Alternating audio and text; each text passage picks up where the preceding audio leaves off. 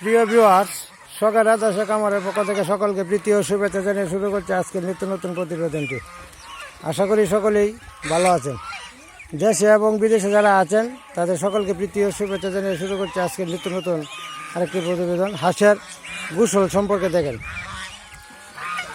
গরমটা একটু বেশি পড়েছে, আর বেশি গরম পড়ার কারণেই হাঁসগুলি গোসলের জন্য চলে আসছে। এই যে দেখেন বাচ্চাগুলি কীভাবে গোসল করতেছে। আর কিছু কিছু বাচ্চা কচুরিপানা খাওয়ার জন্য অভ্যস্ত। এই যে কচুরিপানা খাইতেছে। আর একটু পরে আরও কচুরিপানা দেওয়া হবে। কচুরিপানা খেয়ে এরা জীবন ধারণ করে থাকে। আর এই যে গোসল দেখেন, 3 বার গোসল করাতে হয়। সকালে 10টা থেকে 11টার মধ্যে একবার, 1:30 থেকে 2টার মধ্যে একবার, আরেকবার 3:30 বা 4টার মধ্যে। তো 3:30 বা 4টার মধ্যে যেটা, এটা এতটুকু গোসল পারে না। এই যে এখন থেকে নিজে ডুবাইতেছে। পরে শুধু পানিতে রাখা হয় পানি খাওয়ার জন্য। আর পেট কাজা যেগুলো থাকে শরীরে, এইগুলি পরিষ্কার করে চলে যায়।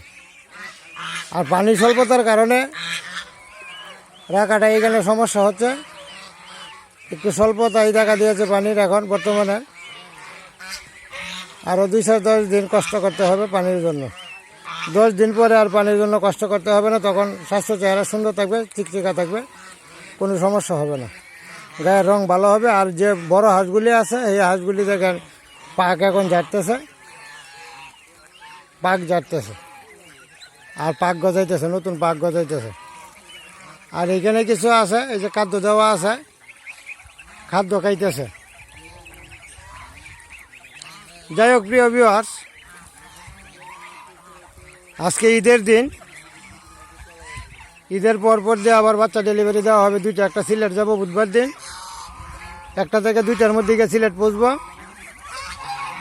আর একটা যাব নরসিংদী মরিচাবাড়ি, এটা যাব শুক্রবারে।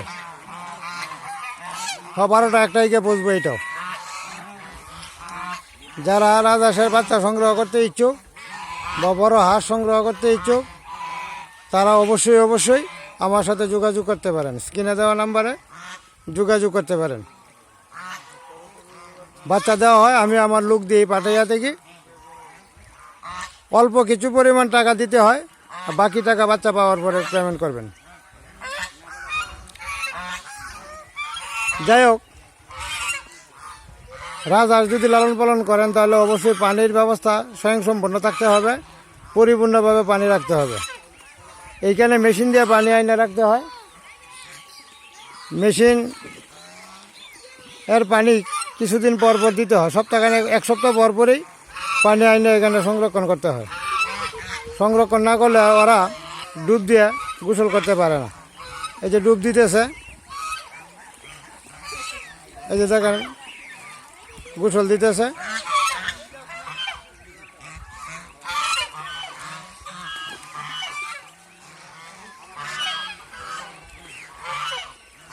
প্রতি সপ্তাহে 1 রাত্র পানি দেওয়া থাকি, 1 সপ্তাহ চলে। পরে আবার পরের সপ্তাহে 1 দিন 1 রাত্র পানি দিই। 8টা থেকে ভোর 5টা পর্যন্ত পানি দিয়ে ভর্তি করে রাখি। পরে আবার 1 সপ্তাহ পরে দিতে হয়। এই হলো পানির অবস্থান আর কি। যাই হোক প্রিয় ভিউয়ার্স, যারা বড় হাঁস এবং বাচ্চা হাঁস সংগ্রহ করতে ইচ্ছুক অবশ্যই যোগাযোগ করতে পারেন স্ক্রিনে দেওয়া নাম্বারে। আর আমি আজকে খাদ্য যে খাবার দিই এখানে বা খাদ্য রাখি, এটা এখানে দেখাইতেছি। এই যে কিছু খাদ্য এখানে দেওয়া আছে, বলের মধ্যে গম। এই যে গম, যে খাদ্যটা এটা বলের মধ্যে দেওয়া আছে, এই যে খাইতেছে। গমের দাম তুলনামূলক বেশি, কারণ 50 কেজি বস্তা 2050 টাকা। কিন্তু এরপরে গমটা শক্তিশালী। 1 বেলা গম দিয়ে থাকি, আর বাকি 2 বেলা ধান দিয়ে থাকি। আর বাকি সময়টা ঘাসই খায় আর কি, ঘাসের উপরে নির্ভরশীল।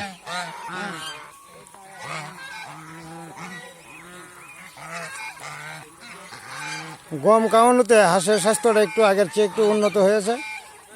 এই যে দেখেন উন্নত।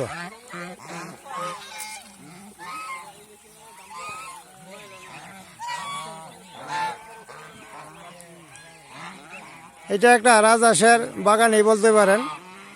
হাঁসের তোর বাগান হয় না, খামার, কিন্তু বাগানে ফুল ফুটলে যেরকম সুন্দর দেখা যায়, এখানে আসলে এই সৌন্দর্য দেখতে পারবেন নিজে। যারা খামার পরিদর্শন করতে ইচ্ছুক তারা অবশ্যই যোগাযোগ করতে পারেন এবং যোগাযোগ করে আসবেন।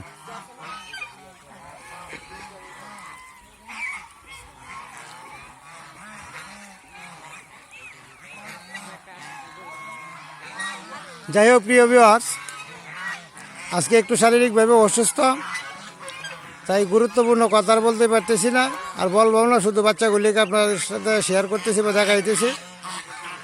যারা বাচ্চা নিতে ইচ্ছুক যোগাযোগ করতে পারেন, আমি আমার লোক দ্বারা আপনার জায়গায় বা আপনার স্থানে পৌঁছে দিতে চেষ্টা করব।